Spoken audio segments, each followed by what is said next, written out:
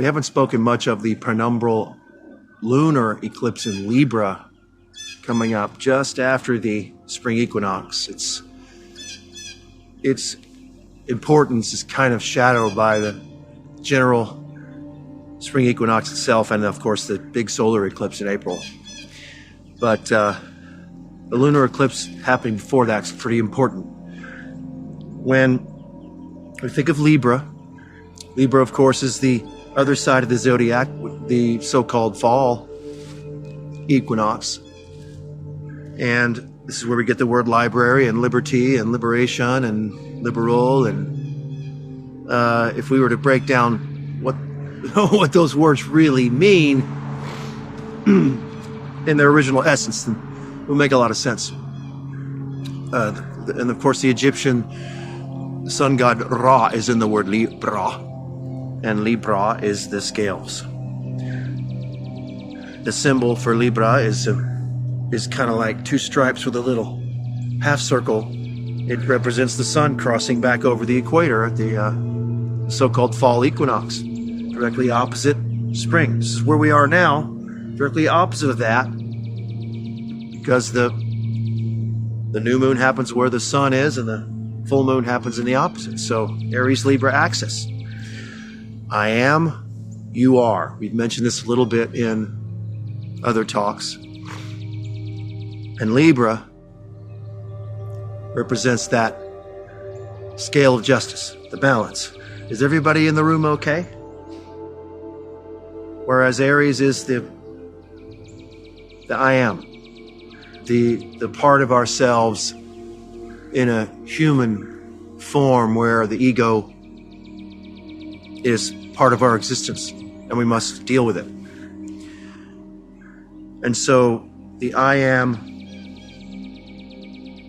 y'all are, if you will, energy of Aries and Libra. The energy of making sure that we, me, myself, and I is good to go. And Libra, which says, is everybody else okay? That's the energies we're talking about. And the lunar eclipse, the penumbral lunar eclipse coming up just after the spring equinox upcoming, is representing that. And so if we consider what's going on in the sky around that time, now still Chiron, of course, is still conjuncting in the same area of the sky as the North Node, which is in Aries. And so this lunar eclipse is going to be opposing that energetically. It brings up the Chiron wounds again.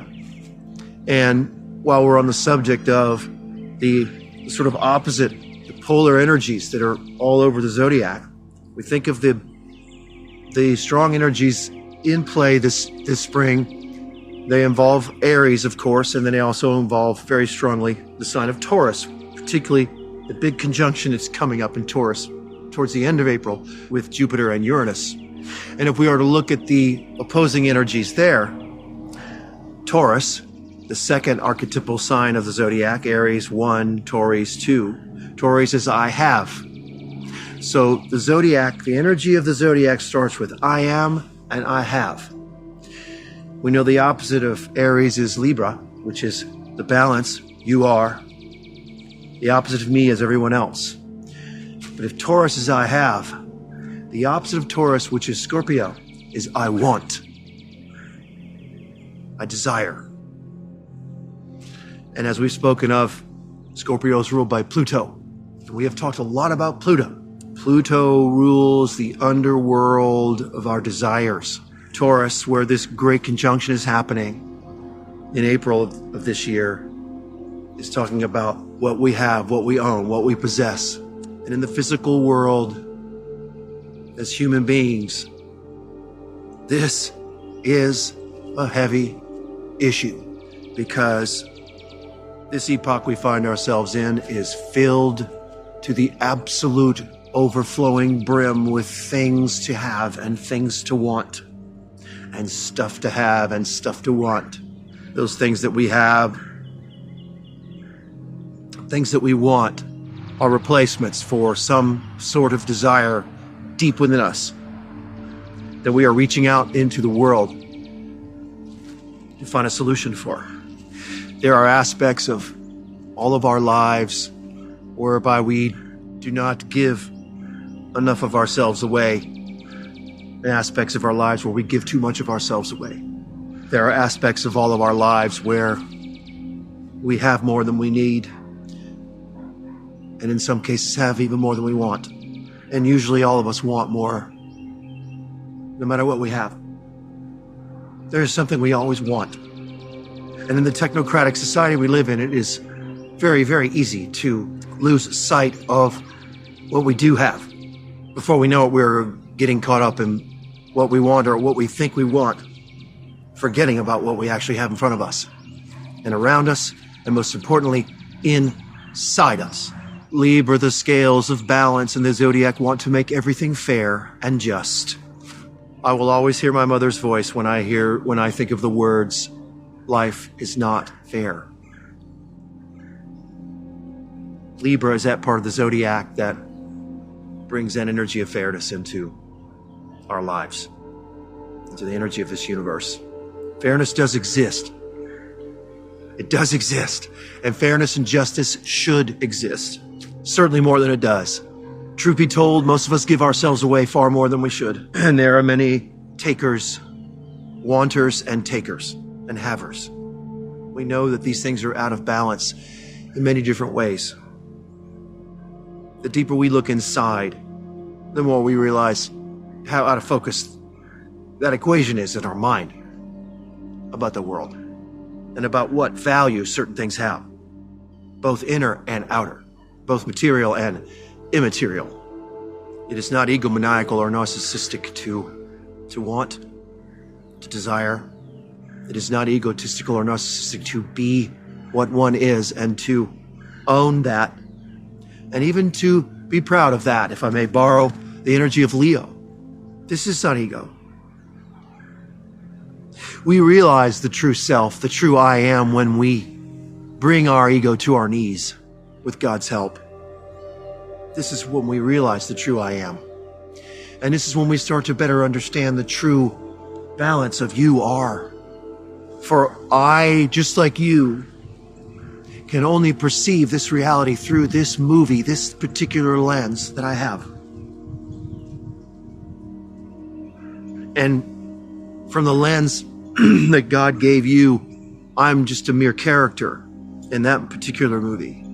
And therefore, how were we not, in some way, while in this physical form, how were we not to somehow identify with that or begin to identify with that? Or in fact, was it not built into us that we were going to identify with that? As we grow in spirit, we realize that the ego has led us astray. But we also realize that it was necessary on a level to keep us alive.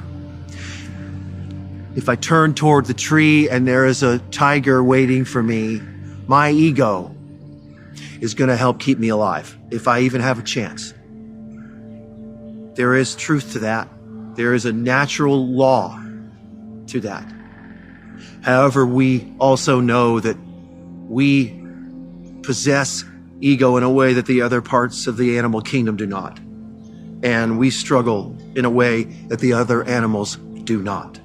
Even those which seem to have innate intelligence in the ways that we do, and even in ways more miraculous than we do in some cases.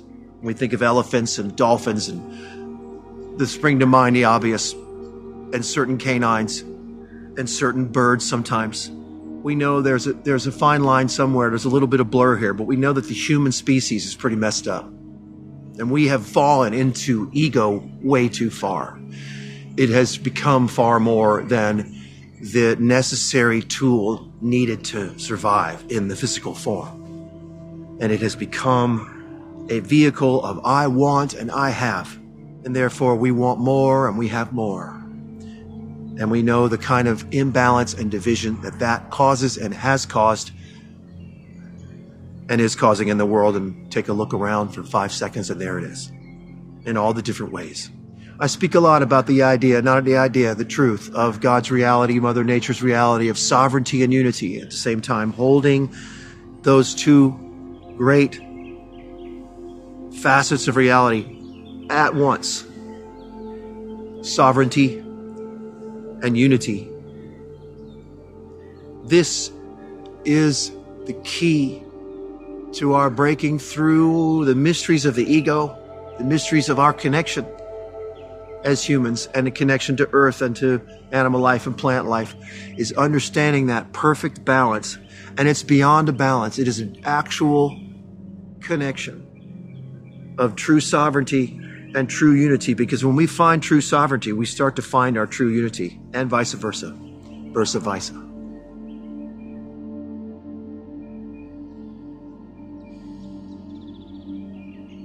God bless you all.